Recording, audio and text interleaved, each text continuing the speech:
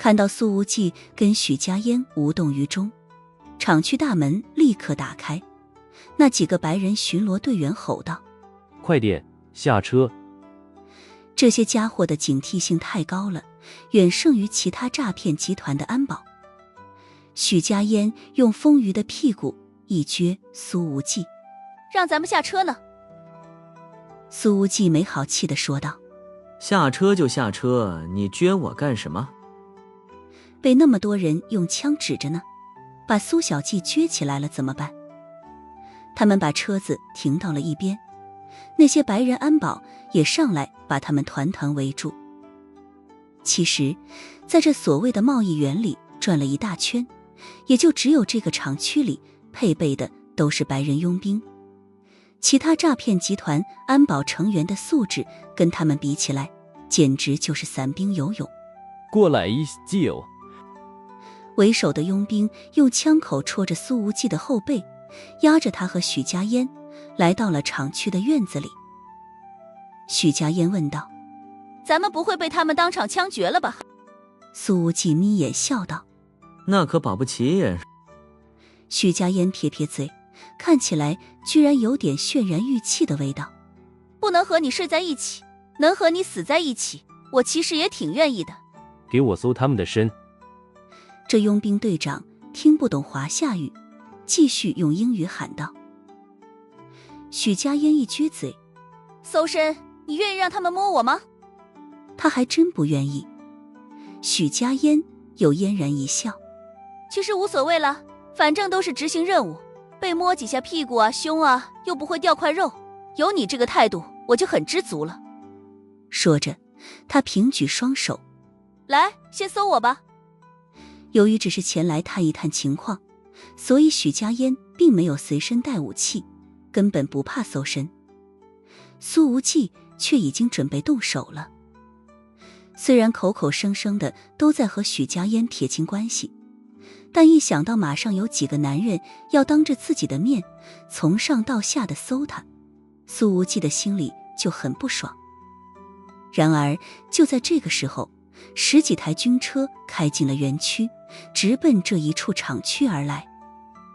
见此，雇佣兵们都停下了搜身的动作，看向那些军车。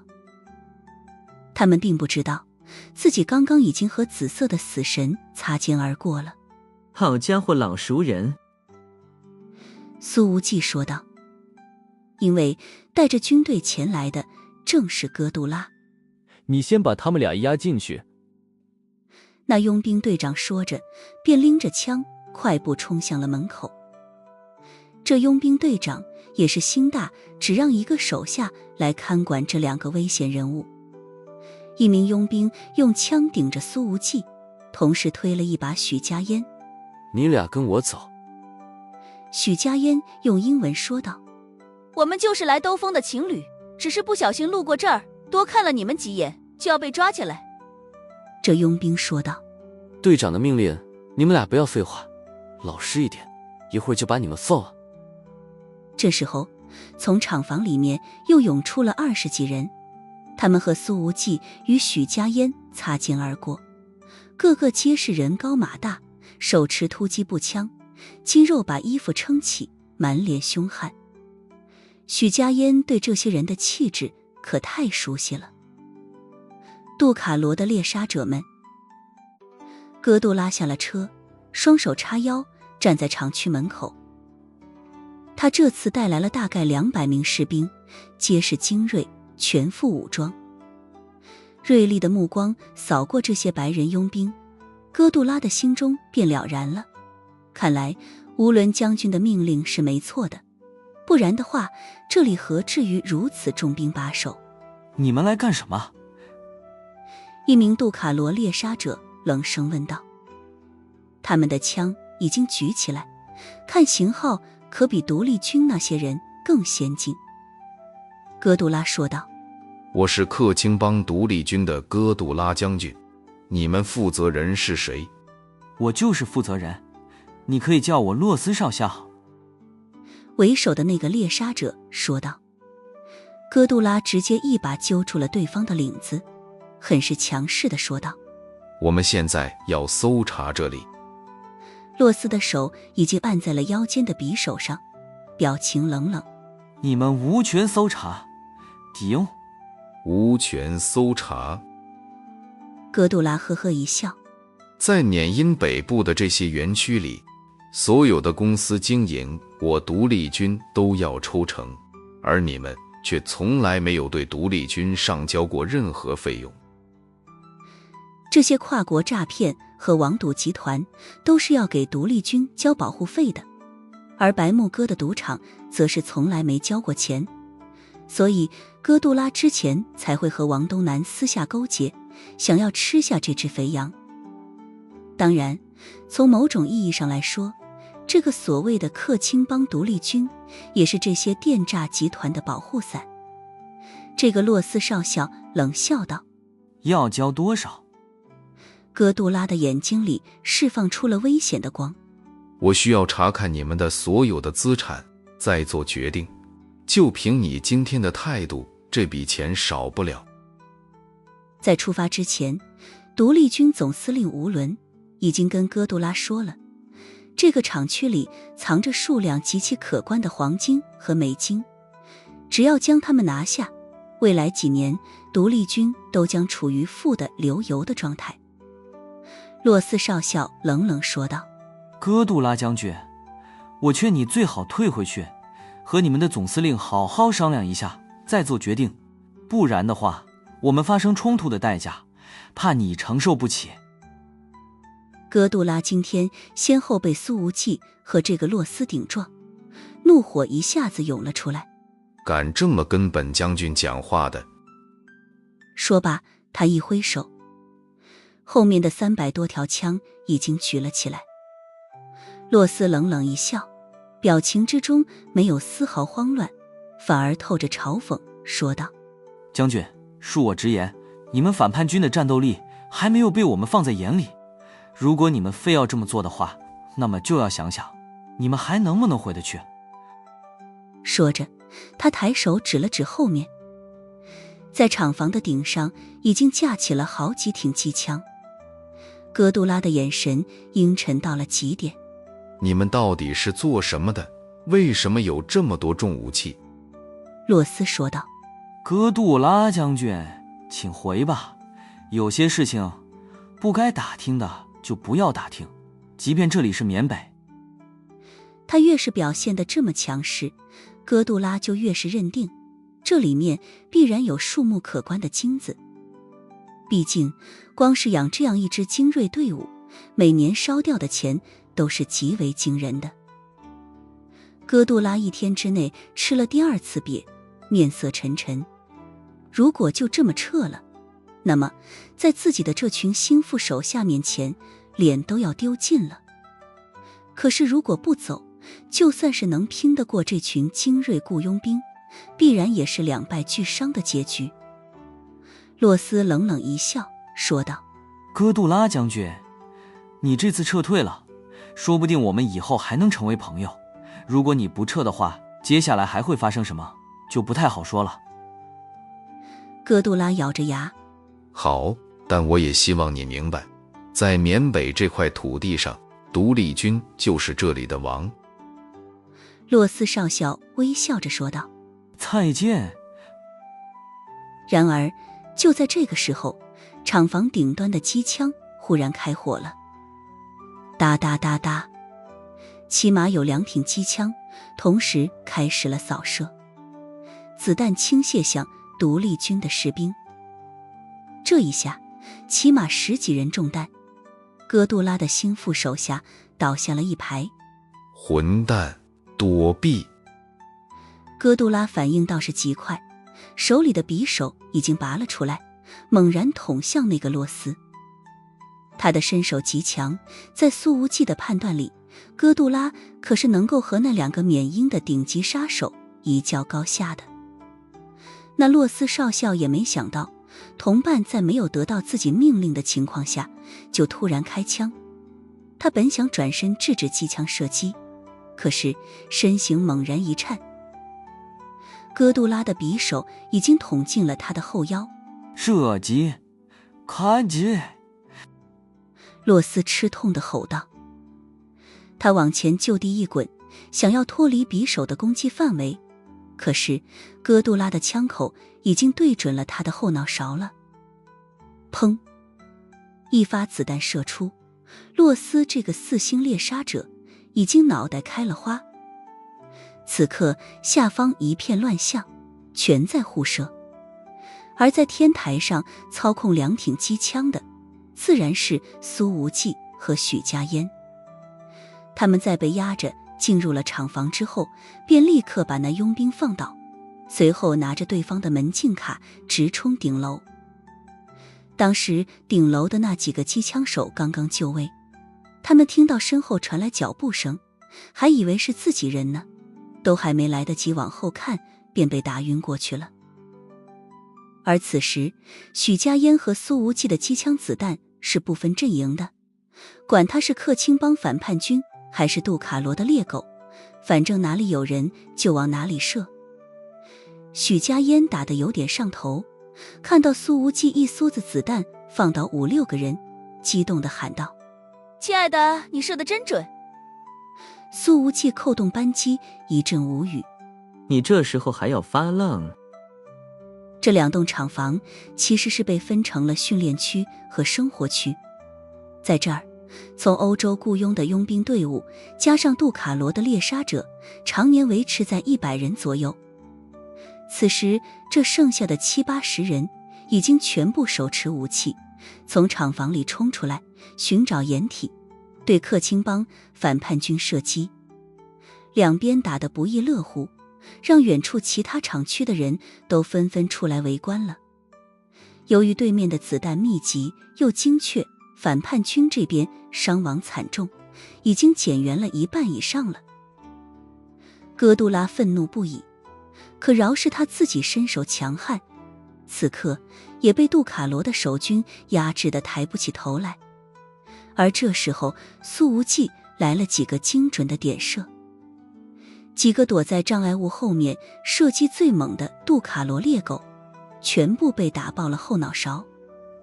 许家烟见状也是如法炮制，杜卡罗的防线顿时被从后面撕开了一道大口子。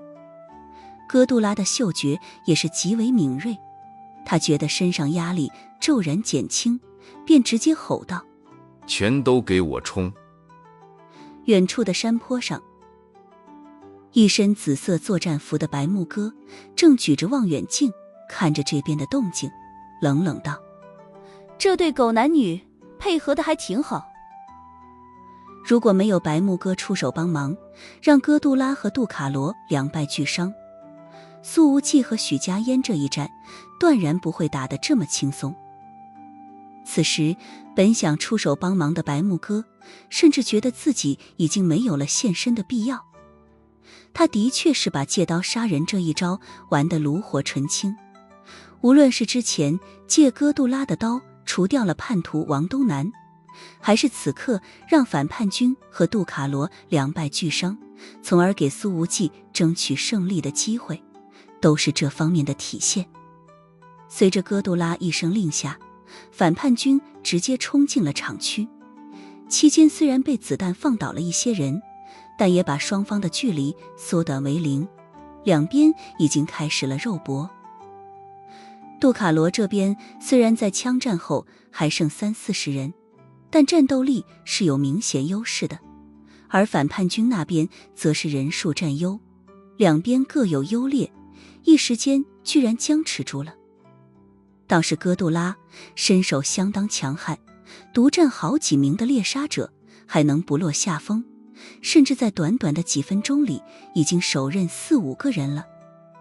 苏无忌和许家烟已经停火了，毕竟按照下面这架势，两边终归会互相消耗一空。这时候许家烟的电话响了起来，一看来电居然是瑞特森。他用眼神询问了一下苏无忌，后者说道：蒋儿。许家烟接通之后，瑞特森的声音传了出来：官职小姐，你们很厉害吗？居然能把反叛军的哥杜拉给招来。瑞特森说道：我本以为银月会出动很多精锐，才能拿下这个亚洲总部，却没想到，你和那位苏帅哥居然没费什么力气，就要把这里打垮了。这个 S 级情报官之前还对许家烟说起，他最近就在杜卡罗的亚洲总部潜伏着，此刻必然已经目睹了这场战斗。许家烟的目光往四周打量，并没有看到可疑人影，随后说道：你知道的可真多呢。因为我就在这座院子看着你们打架啊。瑞特森笑眯眯地说道。但是你们没选好动手的日子。杜卡罗的全球副总裁亨克里斯今天也来到了缅北，很快就要到达瓦邦贸易园区了。许家烟一边看着下方的战况，一边说道：你说详细点。亨克里斯是杜卡罗组织的2号人物，主管全球作战。瑞特森说道。最近杜卡罗在华夏折戟沉沙，还受到了东亚叶皇的无情戏耍，亚洲负责人霍伯特承担了全部责任，而亨克里斯此次过来带来了一大批精锐，准备重整旗鼓反攻华夏。许家烟冷笑：就凭他们的能力，还想着要反攻华夏，做什么白日梦呢？下面哥杜拉还在和几个4星猎杀者激战，身上被匕首划了好几刀，但是却依然凶悍。瑞特森说道：如果这背后有米国资本的支持呢？不然的话，杜卡罗这个只擅长对付银月杀手的组织，为什么对破坏迷雾协定那么感兴趣？许家烟看着下方的战况说道：我现在没有时间和你讨论杜卡罗的未来战略。可现在知道这些还不晚。瑞特森说道：在杜卡罗反攻华夏之前，他们要做2件事：第一，让东亚叶皇付出惨痛代价；第二，围猎银月官职。许家烟还不知道东亚叶皇怎么惹上了杜卡罗，甚至他以前也只是模糊地听过这个地下女王的名字，对于其到底有过什么事迹根本不清楚。他显然更关注第二点，冷冷一笑道：杜卡罗这么看得起我呀，派全球副总裁亲自来对付我，真是吓死人了呢。瑞特森说道：你们组织有内奸，所以亨克里斯知道你来了缅北，而现在亚洲总部里闹出了这么大的动静，他应该已经猜到你就在基地里。苏无忌贴在许家烟的耳边，一边听着瑞特森的话，一边关注着下方的战斗。紧接着他就听到这位 S 级调查官说道：官职小姐，我想和苏帅哥通话，当然我知道他就在旁边听着呢。你说吧，我听得见。苏无忌说道。瑞特森笑道：传说中的影子天王大人，很高兴见到你。许家烟扭头看了一眼苏无忌，微微的意外神情只是一闪而过，随后一下子笑了起来。许大小姐可不傻，从发现苏无忌对银月极其了解，到后来的一系列事情，所有的一切都证明了这个青年在西方黑暗世界拥有举足轻重的地位。而游侠神殿那位神秘的影子天王简直无比契合苏无忌的身份。苏无忌说道：既然是传说中的影子，说明这个人并不是真实存在的，你最好不要乱喊。现在游侠神殿有个影子天王已经不是秘密了，但是人们并不知道这暗影天王的真实身份是什么，我也是今天才猜到。苏无忌淡淡道：既然你都不知道，那我也不知道，就这么简单。瑞特森笑道：可在这2天，游侠神殿的精锐再从欧洲全面向缅北调动，我调查过，4大天王全都在欧洲，那么谁有资格指挥游侠神殿的这些精锐？顿了顿，他说道：只有光辉伟岸、神秘的暗影天王，原来缅北才是暗影天王的剑锋所向。苏无忌呵呵一笑：那个影子天王也来了缅北，这么强？就在2个小时之前，在赌场门口，忽然有火箭弹攻击了哥杜拉的车队。瑞特森继续笑着说道：在缅北，除了杜卡罗总部，没人敢这么干。我想，当时一定是天王大人下达的攻击命令吧。这几句话一出来，苏无忌都不禁觉得，在情报分析方面，这个瑞特森确实是个天才。瑞特森笑道：所以我觉得，既然天王大人难得出一次手，缅北风云必定会被您所搅动。您的目标应该不只区一个杜卡罗亚洲总部那么简单。苏无忌微笑道：不管你说什么，我都不会做出评价，因为我不是那个影子天王，不知道他是怎么想的。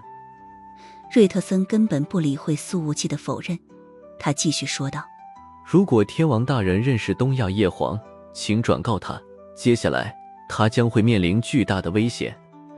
亨克里斯是个极其危险的人物，而亚洲负责人霍伯特已经放出话去，要跟东亚叶皇不死不休。苏无忌说道：我不认得东亚叶皇，甚至根本不知道他对杜卡罗做过什么，他是死是活关我屁事。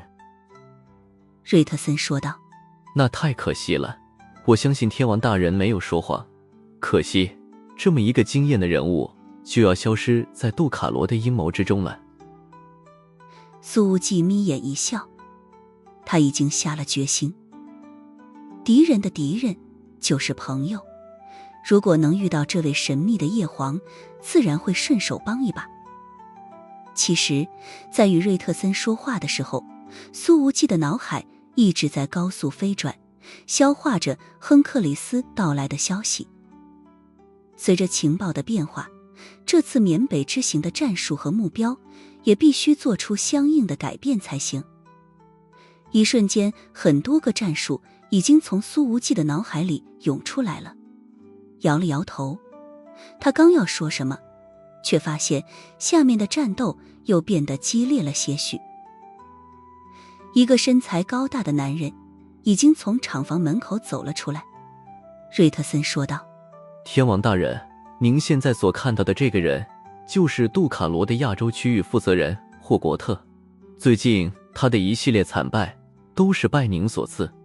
你在哪里？苏无忌问道。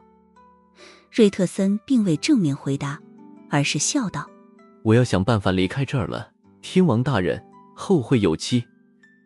随后电话被挂断了。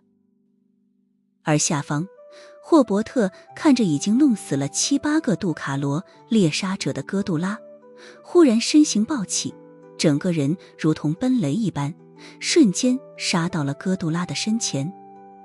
后者正在和一个猎杀者交战，觉察到后方有劲风袭来，立刻向侧方闪避。然而他并没能完全躲得开，霍伯特的一记重拳狠狠轰在了哥杜拉的肋间，后者的肋部已经被猎杀者的匕首划伤了2处了。挨了这一拳，伤口立刻炸开，鲜血飙溅。哥杜拉摔出了好几米，而霍伯特毫不停留，飞身而上，那粗壮的长腿抬起来如钢鞭一般，狠狠地抽向对方。哥杜拉本能地抬手格挡，咔嚓一声，他的胳膊立刻扭曲变形。霍伯特这如钢鞭般的一脚，把这位反叛军悍将的胳膊生生抽断了。这位亚洲区负责人曾经是5星猎杀者出身，实力绝对不容小觑。这个霍伯特的身高将近1.9米，像是个大号人形坦克，那如钢筋般的肌肉线条以及粗大的指节，无一不证明此人拥有极为恐怖的爆发力。今天对于我们杜卡罗来说，原本是个重要的日子。霍伯特恼火地吼道，然而被你们这群乌合之众给毁了。而在这一刻，哥杜拉居然翻身而起，哪怕他的身上受了不少伤，可仍旧完成了一个极为不可思议、旱地拔葱，右膝狠狠撞向了霍伯特的脑袋。之前独占那么多猎杀者，体力消耗量相当恐怖，可哥杜拉的瞬间爆发力仍旧能够达到如此程度。这一招出乎霍伯特意料之外，他躲避不及，只能抬手格挡。咔嚓，那铁一般的膝盖与霍伯特的左手相撞，掌骨断裂的声音立刻响起来。而哥杜拉的膝盖隔着对方的手掌，再度落在了霍伯特的脑袋上。霍伯特被这一招隔山打牛震得踉跄了好几步，差点摔倒在地。他甩了甩有些晕乎的脑袋，吼道：哥杜拉，你个混蛋，你误了我的大事！到底是什么大事呢？一道声音忽然在霍伯特的身后响起，他本能地猛一转脸，看到了一张年轻的脸。随后一道紫色剑光已经从这青年的手里炸开。霍伯特都不知道这青年什么时候来到了自己的身后。当紫色剑芒出现的一刹那，他本能地立刻后退，然而那剑光却快得超出了想象。霍伯特躲避不及，肋间已经迸发出了一大片血花，剑锋把他的腹肌胸肌剖开了一个20公分的大口子，一大片皮肉已经炸飞了。该死的，你是谁？霍伯特沉着脸问道。他到现在不知道，厂房楼顶的机枪阵地就是出自于这个年轻男人的手笔。苏无忌并没有回答他，身形陡然间闪现到了霍伯特的面前。这速度太快了，霍伯特之前被哥杜拉那隔山打牛的一膝盖撞到了脑袋，本来就有点晕乎，小脑受到了一些影响，此时动作都变得明显迟缓不少，根本躲不开。砰！苏无忌的拳头已经重重地轰在了对方的胸腹之上，那本来被紫色软剑剖出来的一道口子，在全力的轰击之下，瞬间炸得更长更宽。霍伯特这高大的身形倒飞而出10几米，重重摔落在地，鲜血把他的上衣已经全部染红了。而这时候，哥杜拉也看到了这个突然出现的青年，吼道：竟然是你！他的脑回路有点转不过弯来了。苏无忌呵呵一笑：没错，是我哥杜拉将军，能在这里见到你，我也觉得很惊喜。哥杜拉此时断了一条胳膊，身上被杜卡罗的猎杀者们搞出了多处伤势，战斗力已经不足30%了。他分析了一下局势，沉声说道：这里面有大量金条，你我一起吃下，对半分。苏无忌嘲讽的一笑：你都已经伤成这样了，我凭什么要和你对半分？说着，他一抬手，砰砰砰，手枪的子弹连续射出，哥杜拉立刻翻滚着躲避。可是这么近的距离，这位伤势严重的反叛军将军根本躲不开，双腿接连中弹，重重地倒在地上。现在的哥杜拉已经和废人无异了，他盯着苏无忌，凶狠的眼神恨不得将对方撕碎。你到底是谁？你来到缅北是要干什么？哥杜拉吼着，愤怒上头的他总觉得这个青年出现在这里太不寻常，却根本理不清这其中的原因。其实不仅是他，就连在情报分析方面极其天才的瑞特森，同样也没摸清楚苏无忌的真正目的。我是谁关你屁事，我是来送你上路的。苏无忌再度一抬手，扣下扳机。砰！哥杜拉直接被打爆了脑袋。缅因政府军想方设法都除不掉的反叛军的3号人物就这么死了。要是他们得知这个消息，肯定得想方设法的给苏无忌嘉奖。而这时候，由于对白木哥有那男女之间的情感滤镜，苏无忌其实并没有意识到哥杜拉的死亡以及反叛军和杜卡罗的两败俱伤，只是白木哥随手借刀杀人的表现而已。霍伯特捂着胸腹上的伤口，摇摇晃晃地站起身来。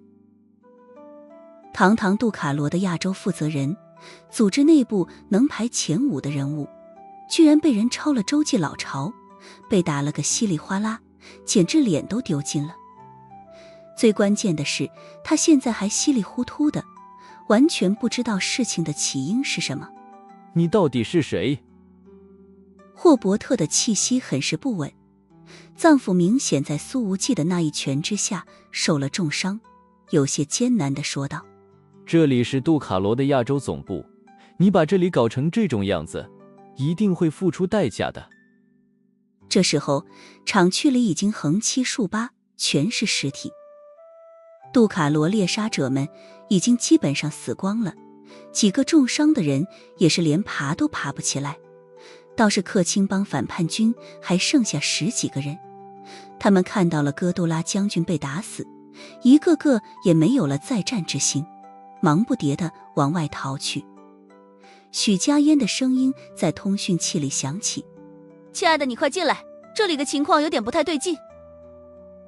而这个时候，苏无忌赫然看到已经有10几台军用吉普车出现在远处的盘山公路上，起码有一半的吉普车顶都架着重机枪。这样的武器配备已经是金三角小型军阀的实力了，估计再有5分钟的时间，这车队就能到达厂房门口。苏无忌本想抬手给霍伯特一枪，可是这时候却有子弹从厂房侧面射出，落在苏无忌的身前地面上。侧后方子弹的落点极为刁钻，逼得苏无忌只能不断往厂房的方向撤去。亲爱的，你快来，我在地下1层。许家烟的声音再度在通讯器里响起。苏无忌只能暂时放弃拿走霍伯特的性命，翻身冲进了厂房里，连开枪者是谁都没看清楚。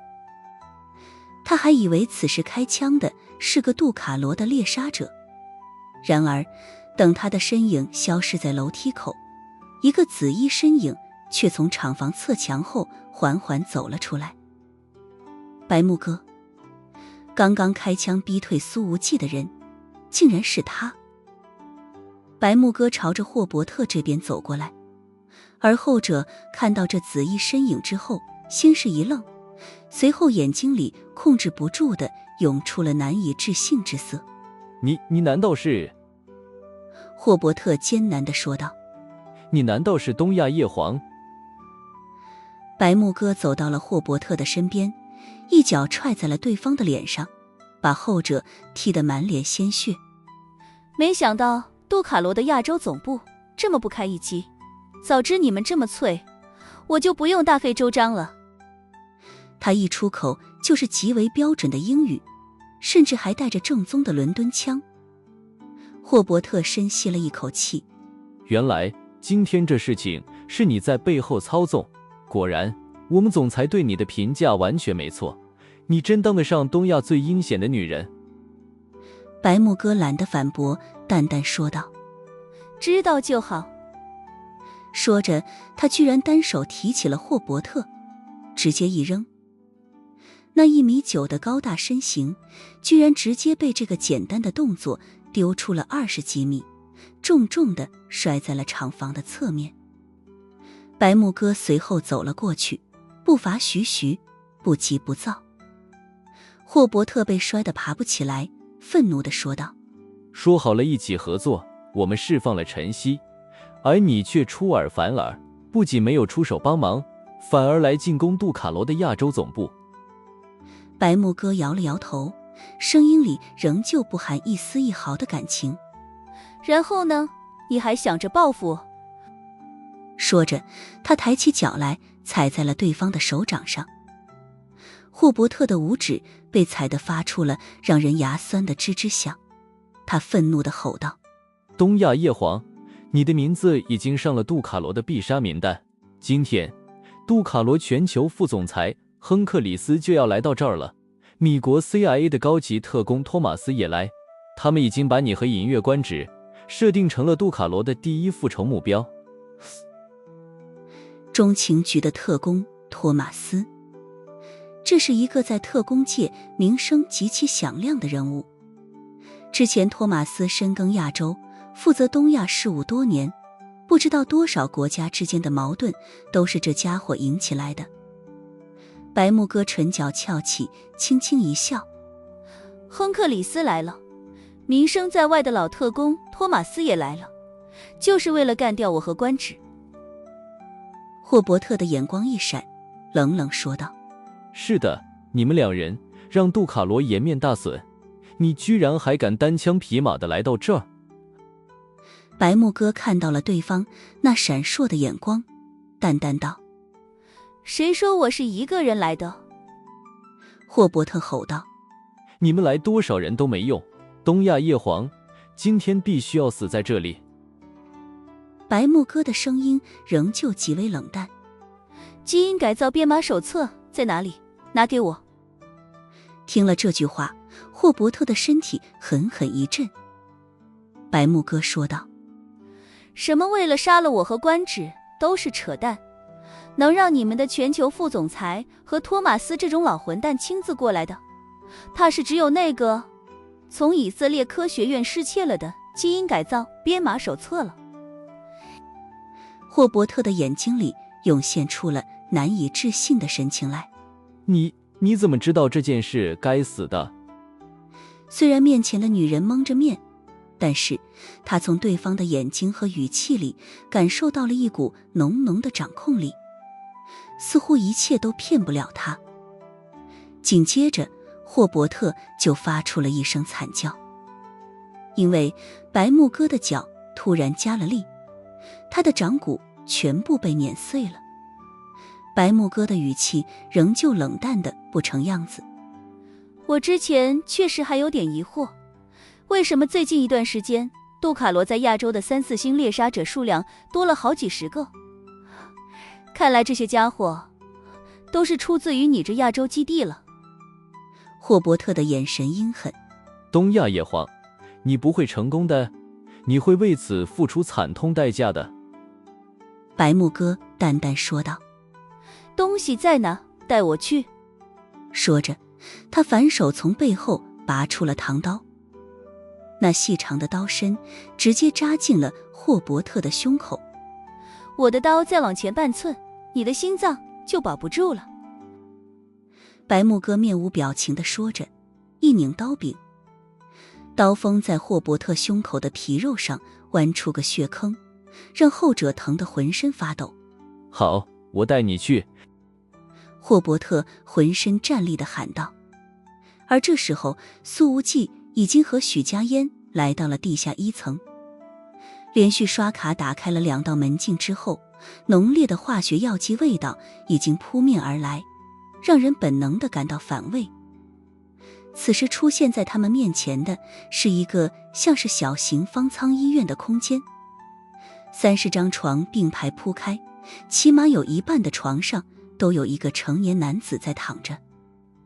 这些人的双眼紧闭，似乎处于昏迷状态，手上插着针管，全部在输着液，似乎以此维持着生命体征。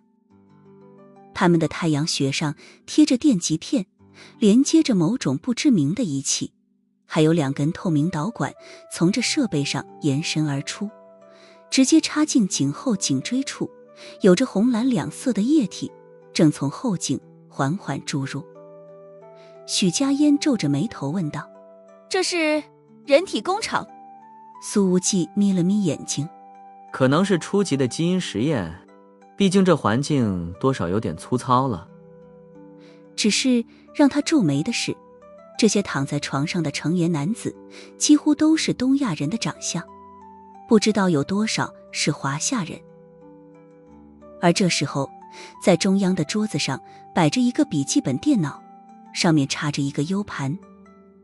笔记本的屏幕上显示着 U 盘界面，有一个文档闻到名字是《基因改造编码手册》，署名以色列科学院列为。竟然是这个东西！苏无忌看到了这传说中的编码手册，眼神一凛。许家烟显然也认得这东西，最近让西方黑暗世界各大势力大力寻找的基因手册。苏无忌又看了看躺在床上的10几个人，说道：这玩意不能留在这儿给带走，但是以防。他话音尚未落下，许家烟眼疾手快，已经拔掉了 U 盘。然而当 U 盘与笔记本分开的那一刻，警报声骤然响起，外面的2道密码门忽然关上了，天花板喷淋系统突然启动，淡粉色雾气已经喷涌了出来。由于这一片地下空间的面积起码上千平方，粉色雾气的扩散速度并不快。苏无忌拉着许家烟立刻跑到没有被雾气所污染的地方。这是什么东西？许家烟看着那粉色雾气问道：毒气？先闭气。苏无忌没有责备许家烟，说道：这儿困不住我呢。他可以保持闭气很久，但是许家烟估计也就只能支撑个2-3分钟，和之前白木哥的在秦北河里表现出的水平差不多。但苏无忌不确定的是，当时的白木哥是不是藏拙了？在这2-3分钟内，要是不能顺利打开大门，就是要命的了。这地下空间里有2个连接外部的通道，但是通道门全部关上了。之前从那几个佣兵身上搜出来的门禁卡完全不起作用。身后红色的雾气在缓缓逼近，距离2人已经不到5米了。苏无忌往后面退了几步，一个加速，重重一脚踹了过去。砰！一脚轰在大门中央，巨力从脚底涌出，5公分厚的金属门严重变形。漂亮！许家烟闭着嘴，鼓着腮帮子，直接从嗓子里囫囵不清地喊了起来。苏无忌再来一脚，这扇沉重的大门直接被踹飞了。前面还有一道门，只要冲破这扇门，就能离开这一片空间了。许家烟也不是花瓶，他已经从地上捡起了一根铁棍，一挥手，那动作如同挥刀一般，铁棍重重地落在了金属门的中央位置。砰！大门巨颤，裂纹已经出现，开始在表面蔓延。显然他这一棍子用上了天星刀法。砰！苏无忌紧跟着又是一脚，第2扇门也被轰破了。这时候翻涌着的红色雾气已经扩散到了他们的身后。走一下！苏无忌拉着许家烟向外冲去。而这时候霍伯特被白木哥单手拎着，也已经从另外一个通道来到了这地下空间的门口。在白木哥的身后还跟着6个身穿黑色作战服的男人。霍伯特看着大门上闪烁着的红灯，冷笑着说道：基因编码手册被拔下来了，但是他们带不走，生命自毁程序已经启动。白木哥的眉头狠狠皱了起来，他把唐刀架在对方的脖子上。快点把门打开！霍伯特满脸嘲讽，咧嘴直笑。就算打开也没用了，这片空间里肯定已经充满了神经毒素。等我们打开，看到的就是2具尸体啊！这2个蠢货！白木哥这句话骂的是苏无忌和许家烟。话音尚未落下，他已经狠狠一脚踹在了那扇门上，这扇大门也是严重变形。白木哥又接连踹了2脚，这扇门轰然倒塌。看着白木哥这么着急，霍伯特心情大好，大笑道：原来你和里面的那个家伙认识，可是来不及了。东亚叶黄那是杜卡罗实验室的新型毒素，稍微吸入一点就会对身体造成不可逆的严重伤害。给我闭嘴！白木哥恼火之极，一拳砸在了霍伯特的脸上，后者被砸翻在地，颧骨被一拳直接砸瘪。他身后的6个黑衣人齐齐上前出脚，踹在另外一扇大门上。几个人接连踹了2轮，这第2道金属门终于被踹倒，翻涌着的红色雾气立刻扩散了出来。快跑，快跑！霍伯特的表情终于变了，立刻吼道。然而白木哥却直接抬手一丢，霍伯特直接被扔进去了。他可没来得及闭气，在接触红色雾气的一瞬间，喊声便戛然而止，取而代之的则是痛苦的呜咽。白木哥的6个手下本能地往后连续退了好几步，躲开了翻涌的雾气。可是白木哥却喊道：缠住口鼻，全部闭气，进去找人，谁敢退缩，现在就死！话音未落，他已经率先冲进去了。在冲进去的时候，白木哥的心中轻轻一叹，他那逐渐成型的棋盘已经遍布东亚和东南亚，但是自从和那个男人相识了之后，自己那无懈可击的心理布防终于出现了致命漏洞。起码自己不想眼睁睁地看着他死掉。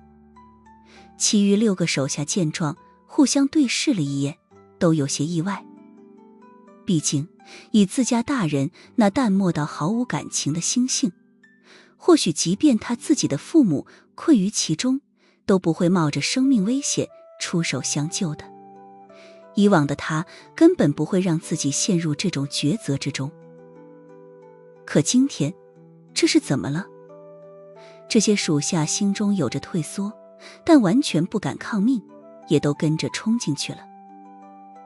由于大门被打开，粉色雾气的喷涌已经自动停止了，但是里面的浓度仍旧很高，几乎是目不能视的状态。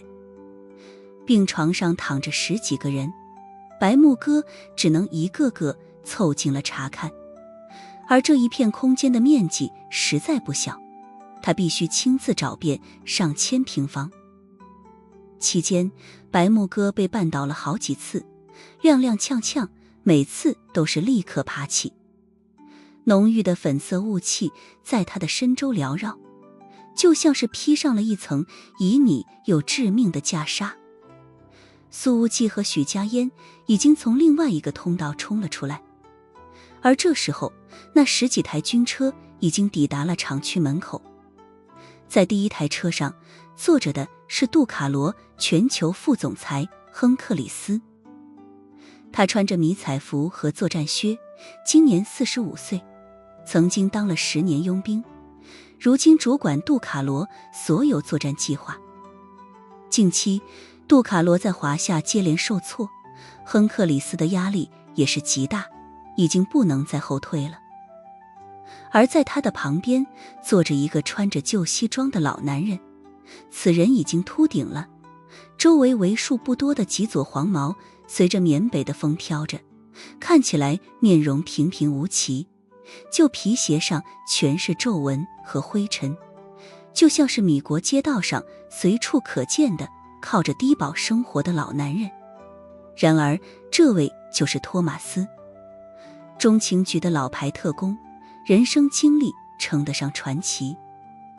现在亨克里斯和托马斯的表情都已经凝重到了极点，厂区里横七竖八的躺满了尸体，重伤员还在发出痛苦的哼声，血腥的味道被风灌进鼻腔，让人闻之欲呕。是克钦帮反叛军的人。亨克里斯下车查看了一下，吼道：该死，他们怎么来了？霍伯特在哪里？托马斯的语气明显很不好，他说道：这反叛军大概也是冲着基因手册来的。你们杜卡罗真该死，得到了这么重要的东西，居然敢自己藏着，不交给中情局。亨克里斯沉声说道：我平时只是主管作战计划，对这些事情不了解，我一定会调查清楚，给中情局一个解释。托马斯的音量大了几分，咬牙切齿地说道：中情局的压力也很大，我们的采购清单被国家效率部曝光，一个咖啡杯就要1500美金，这样的杯子我们每年要买将近10万个，但公众不知道，这些钱都是给你们这些组织的秘密拨款。我发誓，这一次如果找不到基因编码手册，你们明年1分钱也别想拿到。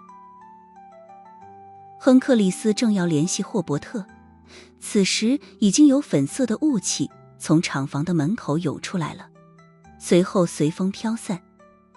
一见到这雾气，他的神情陡然一变，立刻说道：快撤，等这雾气彻底散了再回来，稍微吸入一点都是要疗命的。说罢，亨克里斯拉着托马斯想要立刻回到车上。这时候苏无忌正在厂房的顶上看着下方的车队，他扶了扶耳边的通讯器道：来吧，先给亨克里斯放几个大烟花。随着苏无忌的话音落下，数枚炮弹从远处的山间射了出来，直奔着30亩的厂区而来。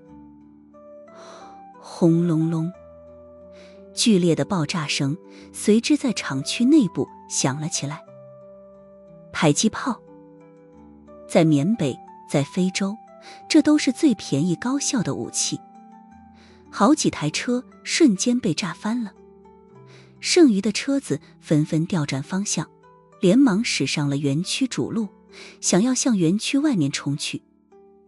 可是那些迫击炮弹也是如影随形，顺着园区道路一路狂炸。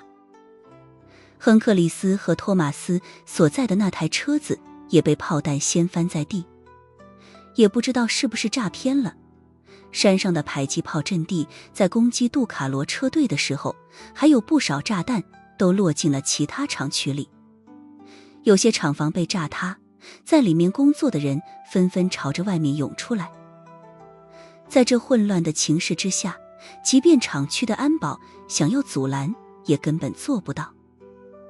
有些厂房的安保想要开枪拦人，可是枪才刚刚举起来，从山上所射来的狙击子弹便直接打爆了他们的脑袋。轰炸仍旧继续着，波及所有厂区，轰炸目的很明显，就是要引起大规模混乱。这片佤邦贸易园区已经陷入了前所未有的无序之中了。那些厂区的管理者看着好不容易跨境骗过来的猪仔们就这么逃跑，一个个气得牙痒痒，却根本无济于事。这时候，从远处的山坡上已经有很多穿着黑色作战服的人出现，端着突击步枪和冲锋枪就冲了下来。这些人一路冲进了园区，看到有厂区的安保拦人，便是直接开枪射击，使得那些打工仔的逃跑之路更加顺利。此时老特工托马斯已经被爆炸的冲击波给炸晕了过去，而亨克里斯则是受到了严重冲击，脏腑已经内出血。他艰难地爬出了车子，还没来得及站起身来，一群黑衣人便已经站到了他的跟前。你们到底是谁？亨克里斯喘着粗气，沉声道：他这辈子从来就没有这么狼狈过，都还没弄清楚到底发生了什么，自己就已经被炸了个七荤八素，手底下的人也死了个七七八八。空有一身超越5星猎杀者的战斗力，却连半点都还没发挥出来，便已经受了严重内伤。这位全球副总裁的心里满是挫败与愤怒。为首的黑衣人开口说道：亨克里斯，游侠神殿的暗影天王大人，托我向你表达他的友谊。说着，他掏出匕首，直接捅进了亨克里斯的小腹。一捅一拔，鲜血飙溅。亨克里斯疼得跪倒在地，满脸痛苦与不解。他艰难地说道：暗影天王，我又不认得他，他和我有什么关系？一道声音响了起来。你我之前不认识。亨克里斯一抬头，看到了一个从未见过的华夏青年。他哆哆嗦嗦地问道：你就是那位暗影天王？亨克里斯这才后知后觉地意识到，这次自己的缅北之行已经完全被这个神秘的年轻天王算计了。而这时候，一道紫衣身影已经跌跌撞撞地离开了地下空间，冲到了厂房的1楼。他似乎已经无法控制住自己的身体，双膝跪倒，双手撑着地面，纤长食指已经快要抠进地缝之中。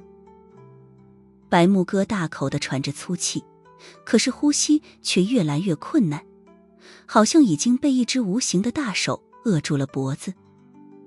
而他身后只有2个手下跟着一起冲出来，此刻却也相继倒在地上，失去了意识。强烈的无力感已经从白木哥体内的所有细胞中涌出来，脑海之中也是一片昏沉。他尝试咬破舌尖保持清醒，却尝不到一丝血腥。神经毒素似乎正在侵蚀他的五感。眼前的世界开始诡异的扭曲，那些漂浮的粉雾忽而聚成某个青年微笑的眉眼，忽而化作漫天凌厉的刀光。白木哥知道这都是幻觉，他给了自己重重2耳光，带来了一瞬间的清醒，然后撑着身体继续向着前方艰难挪动。紫色作战服拖过满地玻璃渣，就像在淡淡粉雾里绽开了一朵暗红的花。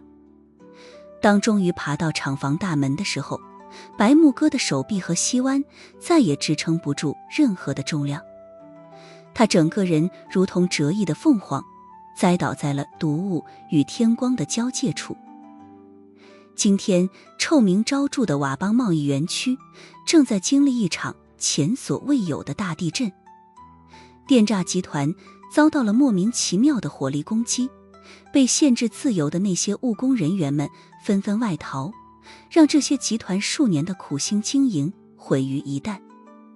足足2-3万人从佤邦园区涌出来，仿若溃堤的蚁群，裹挟着沙尘与哭喊，涌向国境线。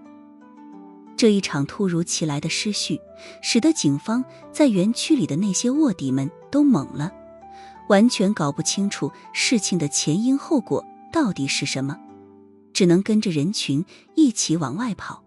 其实这次来一趟，本来只是想要搞一搞杜卡罗的亚洲总部，顺便在缅北的电诈园区来一把黑吃黑。但是苏无忌站在亨克里斯的面前，掏出了 U 盘，在他的面前晃了晃，继续说道：我没想到的是，杜卡罗还只是个开胃菜，倒是你们主动送来的这个基因编码手册，足够华夏摆上3天庆功宴。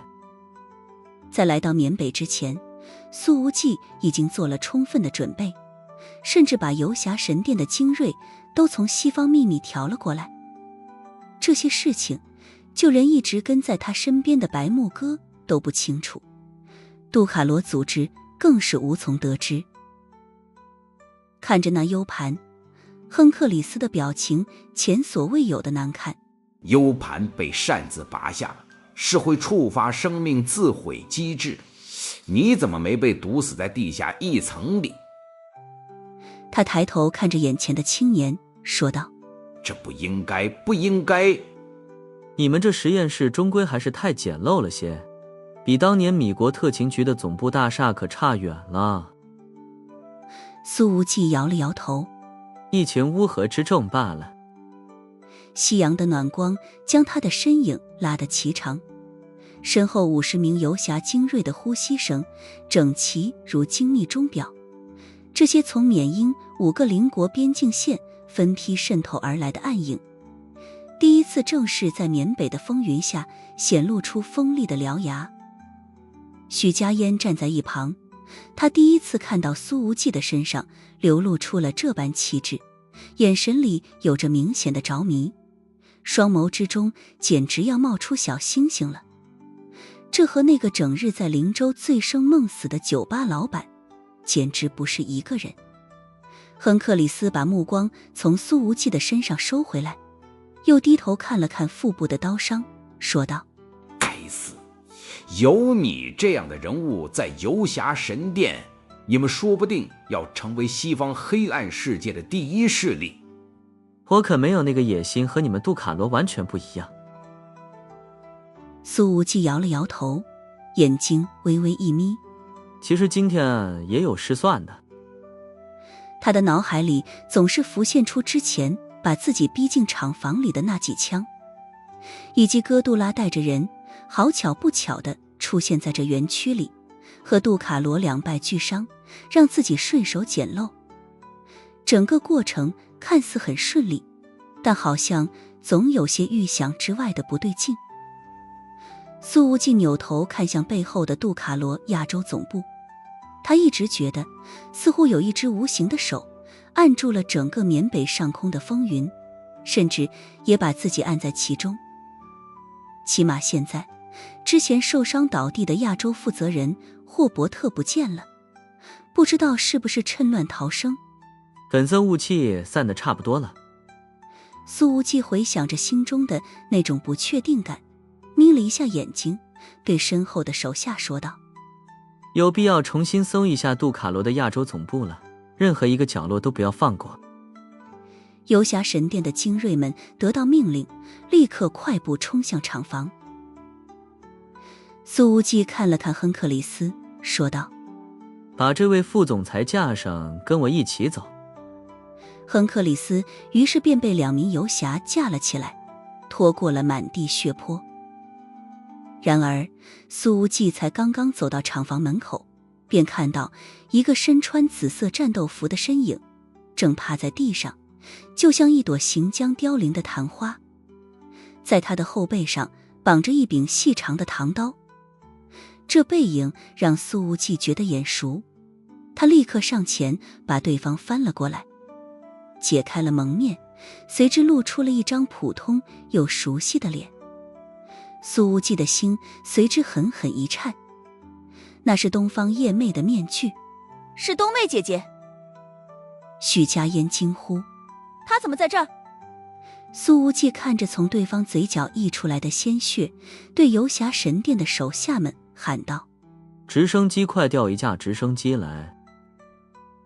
他已经猜到了，白木哥毫无外伤地倒在这里，必然是由于中了地下一层的神经毒素。至于后者身上还有什么隐藏的身份，苏无忌现在已经不想知道了。他满脑子只有一件事，就是立刻救活他。就不活了。亨克里斯冷笑着说道：这些神经毒素足以放倒一群非洲象，我们本想用这种东西毁掉银月总部，但没想到这玩意儿第一次亮相居然是在缅北。砰！苏无忌重重一拳打在了他的脸上。研究这玩意的科学家在哪里？亨克里斯被打得满脸鲜血，却仍旧微笑着说道：这是杜卡罗的最高机密，你以为我会告诉你吗？你活不了。苏无忌低吼着，又往亨克里斯的脸上砸了2拳。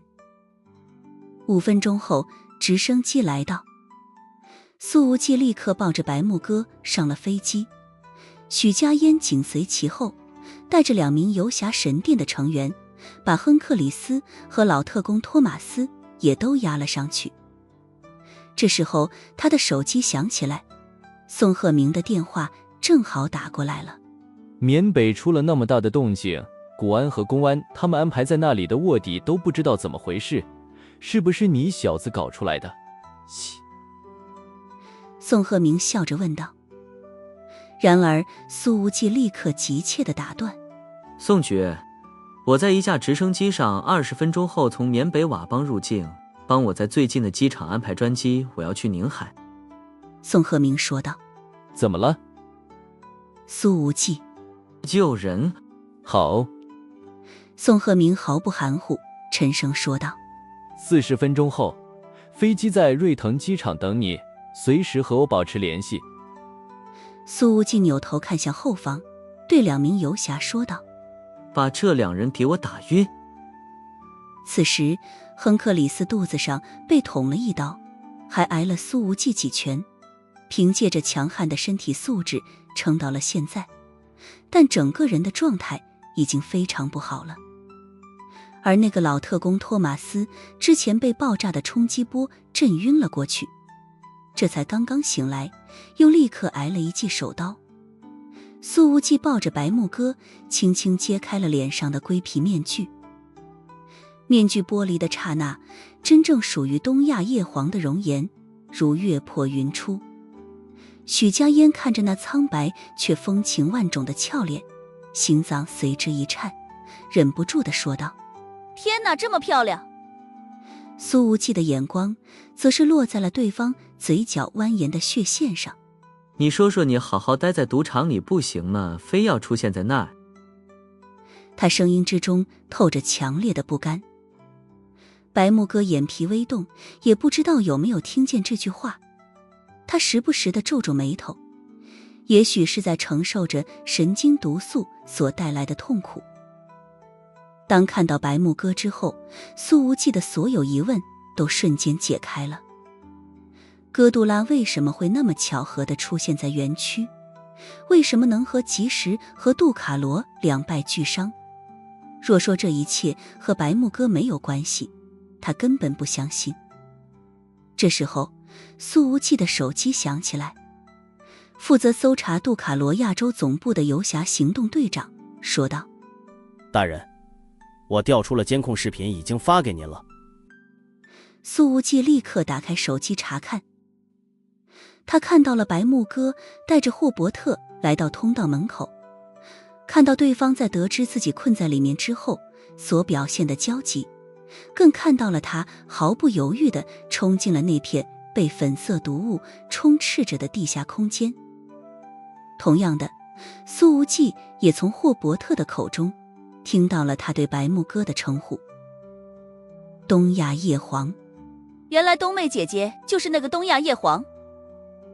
许家言深吸了一口气，尽管他早就猜到这位姐姐的另外一重身份可能非同小可，但却一直没有把她和那位在东方地下世界颇有威名的凤凰联系起来。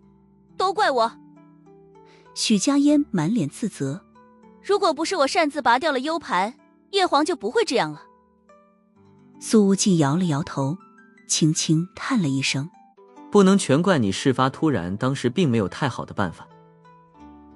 再紧接着，在游侠发回来的第2段视频里，苏无忌看到了霍伯特的尸体，也看到了白木哥最后从负1层挣扎着挪到厂房门口的全过程。当对方的身体如折翼的凤鸟般扑倒在地的时候，苏无忌清晰地感觉到了自己的心脏在狠狠抽疼。之前他和白木哥2人虽然有着意料之外的耳鬓厮磨，但心理上一直没有完全放下对彼此的防备。这2人之间的关系更像是没有突破最后一层保护膜的炮友。可现在，当苏无忌看到对方为了救自己而毫不犹豫地踏入险境的时候，之前的所有防备都彻底烟消云散。你一定要没事，一定要再支撑一段时间啊！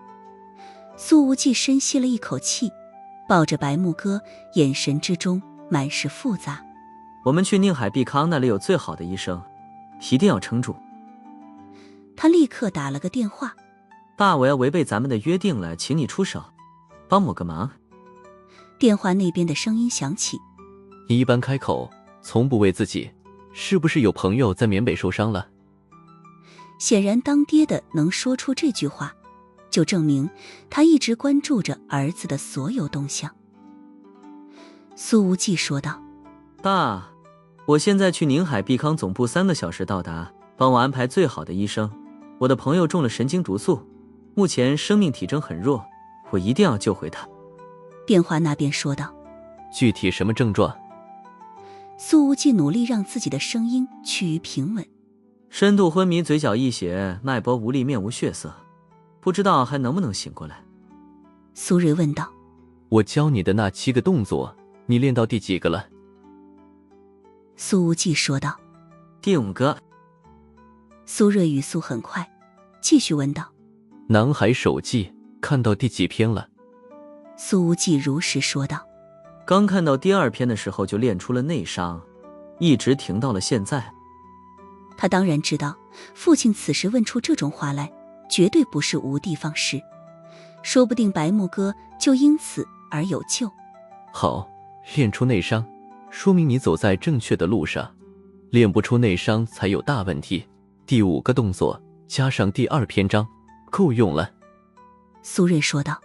合着神经毒素僵持住不是问题，现在我怎么说你就怎么做。苏无忌的精神本能地振奋了一些。苏瑞解开他的衣服，把掌心贴在对方的小腹上，调动你的所有力量，控制住，用心去感受对方的身体变化。我试试。苏无忌把白木哥的上衣下摆抽出来，掌心伸进去，轻柔地覆盖在了那光滑平坦的脐下3寸之处。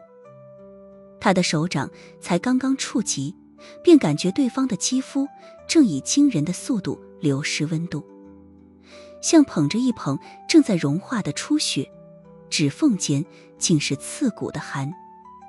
许家烟坐在旁边，帮苏无忌拿着手机，开着免提，同时数着白木哥的脉搏跳动次数。这时候，一道温柔的女人声音从电话里响起：苏瑞，你去联系傲雪，我来指导儿子怎么做。